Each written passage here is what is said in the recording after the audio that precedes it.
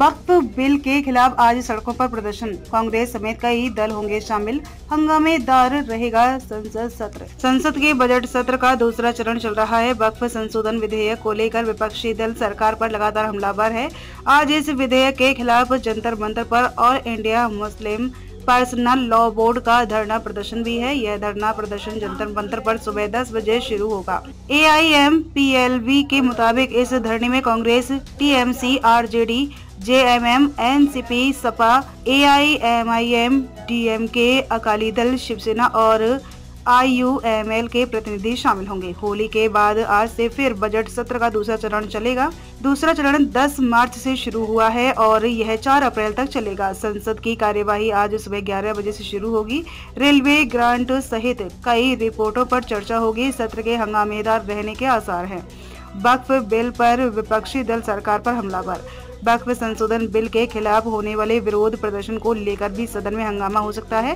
विपक्षी दल इसको लेकर सरकार पर लगातार हमलावर है। वहीं सरकार हर हाल में ऐसे बिल को पास कराना चाहती है। हाल ही में संसदीय कार्य मंत्री किरेन रिजिजू ने कहा था कि सरकार वक्फ संशोधन बिल को जल्द पारित कराना चाहती है, क्योंकि इससे मुस्लिम समुदाय के कई मुद्दे सुलझेंगे।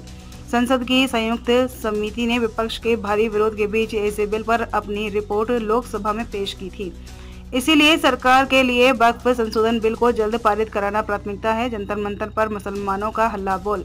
आज वक्फ संशोधन बिल के खिलाफ कल जंतर मंतर पर मुसलमानों का विरोध प्रदर्शन है और India Muslim personal law board ने कहा है कि वक्फ संशोधन बिल अवकाफ को हड़पने की एक सोची समझी साजिश है, जिसे किसी भी रूप में स्वीकार नहीं किया जाएगा। मिल्लत-ए-इस्लामिया वक्फ संशोधन बिल को खारिज करता है। वक्फ संपत्ति की रक्षा के लिए all India Muslim personal law board ने भारत की मुसलमानों से अपील की है कि वे ऐसे बिल के विरोध में जंतर मंतर पर पहुंचे।